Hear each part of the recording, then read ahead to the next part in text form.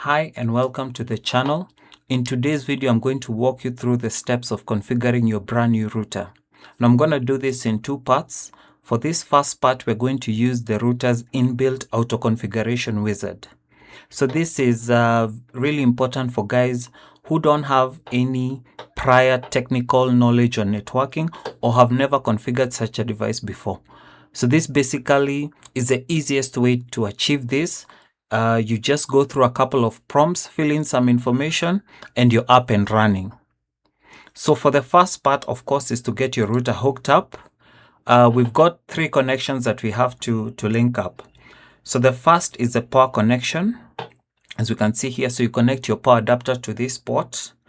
And the second connection would be the internet connection. So you connect this to either your provided modem or router from your internet service provider. You connect this to your ISP's router or cable modem using an Ethernet cable. So this connects to your internet service provider. The third connection is on any of these four ports. So use an Ethernet cable to connect this either to your PC or to your laptop. So once you get those three hooked up, you're ready for the next step. So for step 2, we move on now to our browser. In our browser, you have two options now to actually access your router.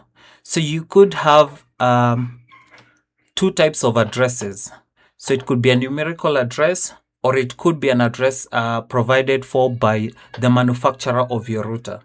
So in our case, Netgear have provided the routerlogin.net. Routerlogin.net. That is from Netgear. But the default numerical address for any router, any brand. So your Linksys, your ASUS, your Junipers, you can use the address 192.168.1.1. That is the default address to access your router, any router. We land on a home page which notifies us that we can use the Nighthawk app to configure the router, but we don't want that. We want to do it on our PC. So we say we don't have a compatible smartphone. And we move on to the next step, which is the license agreement. We can agree to that. And they ask to make sure that you've hooked up your router to the internet, because now it'll take the configurations from your internet router or modem and then auto-configure your router with those settings. So once you're sure you're connected to the internet, you can press next. So it will perform some checks and some default configurations. And we can see here that it has detected that we are connected to the internet.